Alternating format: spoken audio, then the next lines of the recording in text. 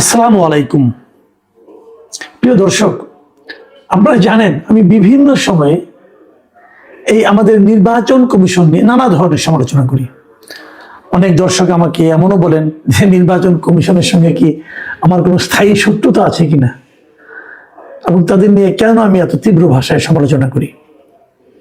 আমি আসলেই মনে করি, আমি আগে বহুবার বলেছি, আমি এই নির্বাচন কমিশনকে মোটেই এরকম একটা গুরুত্বপূর্ণ নির্বাচন অনুষ্ঠানের জন্য যোগ্য কমিশন বলে মনে করি না।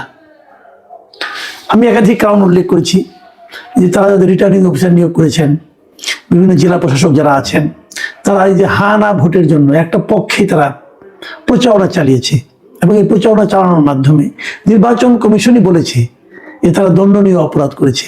তাদের ব্যাপারে নির্বাচন কমিশন এখন পর্যন্ত কোনো শাস্তিমূলক ব্যবস্থাও গ্রহণ করে নাই। এই সমস্ত লোকগুলি যারা দণ্ডনীয় অপরাধ করেছে নির্বাচনের পরিচালনার ক্ষেত্রে, তাদেরকে দিয়ে আবার নির্বাচন পরিচালনার জন্য তারা বসে আছে। এটা অন্যায়। যাই হোক, সেগুলো আমি অনেকবার বলেছি, ওগুলো আবার রিপিট করতে চাই না। আজকে আমি একটা তাদের কর্ম, এর মধ্যে তারা, আমি আরেকটা কথা বলি নাই, এর মধ্যে তারা, আপনি নিশ্চয়ই এটাও দেখেছেন যে পোস্টাল ব্যালটটিও তাদের মধ্যে নানা ধরনের কিন্তু অযোগ্যতার আমরা প্রমাণ পেয়েছি। সর্বশেষ যে ঘটনাটা ঘটেছে বলে আমরা পত্রিকায় পেলাম, এই পত্রিকার এই রিপোর্টার জন্য আমি দৈনিক প্রথম আলোকে ধন্যবাদ জানাচ্ছি, এবং প্রথম আলো দুজন রিপোর্টার রিয়াদুল করিম এবং হাফিজুর রহমান, এই দুজনকে আমি বিশেষভাবে ধন্যবাদ দিচ্ছি, কারণ ওনারা অনুসন্ধান করে একটা রিপোর্ট করেছেন। এবং সেই রিপোর্টটা কি? সেই রিপোর্টটা হলো এই আসন্ন নির্বাচনে যে পর্যবেক্ষক নিয়োগ করা হবে, এই পর্যবেক্ষক নিয়োগের ক্ষেত্রে এই নির্বাচন কমিশন কি পরিমাণ অযোগ্যতার প্রমাণ দিয়েছে তার একটা বিষয়। এই গণভোট এবং জাতীয় সংসদ নির্বাচন, এটা পর্যবেক্ষণের জন্য আমাদের দেশের 81টি প্রতিষ্ঠানকে তারা অনুমোদন দিয়েছে। 81 এবং এই 81টা প্রতিষ্ঠানের মোট পর্যবেক্ষকের সংখ্যা হলো 55,500 মতো, 450-54 এরকম, মানে 55,000 অ্যাকুরেট ফিগার হলো 454 জন এদের পর্যবেক্ষক তারা থাকবে। যে পর্যবেক্ষকের কাজটা কি, এটাকে বোঝার চেষ্টা করি আমরা। পর্যবেক্ষকের কাজ, যখন নির্বাচন যখন হবে, তখন এই পর্যবেক্ষকরা ঘুরে ঘুরে দেখবে যে নির্বাচনটা কেমন হচ্ছে, এবং দেখার পর তারা কি দেখতে পেল সেটা লিখিত আকারে তারা পরবর্তী সময়ে নির্বাচন কমিশনকে অবহিত করবে। বলবে নির্বাচন ভালো হয়েছে, খারাপ হয়েছে, এই জায়গায় ভালো হয়েছে, ওই জায়গায় খারাপ হয়েছে, এই এলাকার 10টা কেন্দ্রে খারাপ হয়েছে, বাকি কেন্দ্রগুলিতে ভালো, এইরকম যা তারা দেখবে সেটা তারা রিপোর্ট করবে। তাহলে কি হবে? এই রিপোর্টগুলি করার জন্য তাদেরকে কিন্তু প্রত্যেকটা কেন্দ্রে যাওয়ার অধিকার দিতে হবে।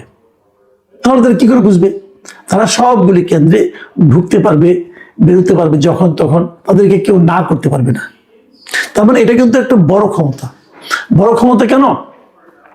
যারা নির্বাচন, ধরেন একটা জায়গায় 10 জন ক্যান্ডিডেট আছেন, এই 10 জন ক্যান্ডিডেট কিন্তু ওই এলাকার সবগুলি ভোট কেন্দ্রে নিয়মিত যেতে পারবেন তার ইচ্ছা অনুযায়ী।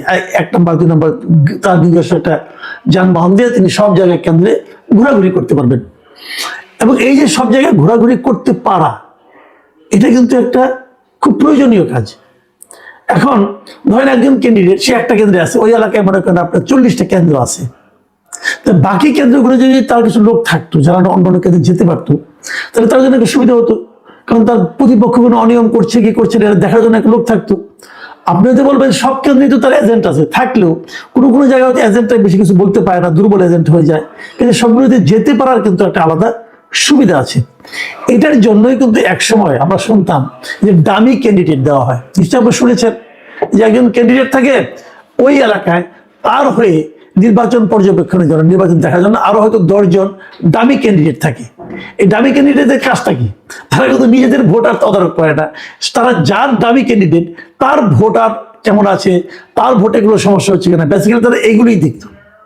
এই দামি ক্যান্ডিডেট থামানোর জন্যই কিন্তু নির্বাচন কমিশন একসময় বলেছিল যে এত আপনার এই স্বতন্ত্র ক্যান্ডিডেট দেওয়া যাবে না। তখন তারা কিন্তু স্বতন্ত্র নামে নেমে যায় এবং 1-2 জন প্রার্থীর দামি হিসেবে সব জায়গায় ঘোরাফেরা করার একটা অধিকারও পায়। এখন যে এটা তো বন্ধ হয়ে গেছে, এখন তো বেশি দামি ক্যান্ডিডেট দেওয়া যায় না। কিন্তু যদি একটা এলাকায় তার 20 জন পর্যবেক্ষক থাকে, এবং এই 20 জন পর্যবেক্ষক যদি কোনো একজন প্রার্থী কিনে নিতে পারে, বলে তুমি পর্যবেক্ষণই করবা কিন্তু আমার হয়ে সব জায়গায় দেখবা, দেখভাল করবা, আমার পক্ষে কাজ করবা, তুমি যেহেতু সব কেন্দ্রে ঢুকতে পারছো, তো আমার প্রতিনিধি হিসেবে তুমি সব কেন্দ্রে ঢুকো, এটা আমার জন্য একটা সুবিধা। দেখেন হিসাবটা কিন্তু খুব সহজ, কাজে পর্যবেক্ষক হতে পারাটা একটা মানে মোটামুটি একটা লোভনীয় কাজ। তো এই এতক্ষণ এই কাহিনীগুলি বললাম, এখন কি দাঁড়াচ্ছে এখানে, যে একটা প্রতিষ্ঠানকে পাওয়া গেছে, এই আপনার প্রথম আলোর এই যে রিপোর্ট, এই রিপোর্টে যে জিনিসটা পাওয়া গেছে, তারা একটা প্রতিষ্ঠানকে পেয়েছে, সেই প্রতিষ্ঠানের নাম হলো peoples association for social advancement, সংক্ষেপে পাশা। দেখা গেছে এই প্রতিষ্ঠানটাকে, এই যে আমি বললাম যে 55,454 জনকে পর্যবেক্ষক নিয়োগ করা হয়েছে, এর মধ্যে 10,559 জন মানে আপনার পর্যবেক্ষক এই পাশায় নিয়োগ দিয়েছে। তাহলে পাশাটা কি? এটা একটা এনজিও। তাহলে এটা কি অনেক বড় এনজিও? না, পরে দেখা গেল এটা এনজিও না, একটা এমনি একটা সংস্থা, তাহলে এনজিও গুলোতে নিবন্ধিতও না। তো এই পাশা, এই প্রতিষ্ঠানটা কত বড় এনজিও এটা ধারণা করেন তো আপনারা। এই এনজিওতে মোট লোক সংখ্যা হল মাত্র একজন। এনার যিনি মানে আপনার সৈয়দ হুমায়ুন কবির নামে একজন আছেন, উনি হলেন গিয়া এই এনজিওর সর্বে সর্বা, উনি নির্বাহী পরিচালক, উনি সব, মানে এই এনজিওতে কোনো লোকজনও নাই। উনি একাই এই 10,000 লোককে কি করে নিয়োগ দিলেন? অথবা উনি 10,000 লোককে নিয়োগ দিতে পারবেন, এই জিনিসটা নির্বাচন কমিশন কি করে বুঝলো? এই সমস্ত প্রশ্নের কোনো উত্তর নাই, উত্তর আপনি পাবেন না। এবং 10,000 লোক, এই 10,000 পর্যবেক্ষক সারা দেশের 300টা আসনের মধ্যে 127টা আসনে ওনার লোকজন দেখভাল করবে। দু ধরনের পর্যবেক্ষক হয়। এক ধরনের পর্যবেক্ষক হলো তারা জাতীয় পর্যায়ের পর্যবেক্ষক, মানে তারা যে কোনো আসনের যে কোনো কেন্দ্রে যেতে পারবেন। আরেক ধরনের পর্যবেক্ষক হলো একটা কেন্দ্রে, মনে করেন একটা আসনে নির্বাচনী এলাকায় হয়তো ওখানে ওনার মনে করেন 50 জন পর্যবেক্ষক আছে, ওই 50 জন কেবল ওই নির্বাচনী এলাকাতেই থাকতে পারবেন, তার বাইরে যেতে পারবেন না। তো পাশার যারা পর্যবেক্ষক আছে, এনে কোনো কোনো নির্বাচনের এলাকা এমনও আছে যেখানে নাকি পাশার শতাধিক মানে 60-70 জন করে এবং 100-র উপরে আছে, এরকম হলো 41টা আসনে। 41টা আসনে পাশার প্রত্যেকটা আসনে 100 বা তার চেয়েও বেশি পর্যবেক্ষক আছে। ভাবেন, তার মানে কি প্রতিটা কেন্দ্রে তার এক বা একাধিক পর্যবেক্ষক সারাক্ষণ থাকবে, কিন্তু এরা কাজ করবে। এবং এরা যে কাজ করবে, এদেরকে পাশা নিয়োগ দিয়েছে, কিন্তু আসলে এরা টাকাটা পাবে কার কাছ থেকে? পাশা কি কারো কাছ থেকে টাকা নিচ্ছে? পাশা কি বিশেষ কোনো প্রার্থীকে সুবিধা পাওয়া দেওয়ার জন্য বলছে যে আপনি আমাকে এই 10 লাখ টাকা দেন, আপনাকে আমি 100 পর্যবেক্ষক দিব যারা আপনার হয়ে কাজ করবে? ভাবুন একবার, লেনদেনটা কোন পর্যায়ে গেছে। এবং তাদের কোনো প্রশিক্ষণ নেই। এই দুই রিপোর্টার যাদের নাম বললাম, ওনার সঙ্গে আলাপ করেছেন, করে জিজ্ঞাসা করেছেন এই নির্বাহী পরিচালক হুমায়ুন কবিরকে যে আপনারা যাদেরকে নিয়োগ দিয়েছেন এদেরকে কোনো প্রশিক্ষণ দিয়েছেন আপনি? ওইখানে কোনো প্রশিক্ষণ নাই। তো মানে পর্যবেক্ষণ কিভাবে করবে, এই জন্য তাদের কোনো প্রশিক্ষণও নাই। উনি বলেছেন এদের যারা দলনেতা থাকবে তাদের প্রশিক্ষণ দেওয়া হবে। দলনেতা আবার কি? মানে পুরা জিনিসটাই একটা ভয়ঙ্কর অনিয়ম, ভয়ঙ্কর দুর্নীতি। আপনারা যদি আরো একটু খুঁজেন, আমার মনে হয় আপনারা পেয়ে যাবেন যে বিশেষ কোনো একটা দলকে বিশেষ সুবিধা দেওয়ার জন্যই এদের নিয়োগ দেওয়া হয়েছে। এত মেটিকুলাস ডিজাইন পর্যবেক্ষকদের মধ্যেও ভাবা যায়? দেখেন নির্বাচন কমিশন করেছে কি, নির্বাচন কমিশন শুরুতেই আগের নির্বাচনগুলোতে যারা নাকি পর্যবেক্ষক ছিল তাদের সবগুলি প্রতিষ্ঠানকে বাতিল করে দিয়েছে।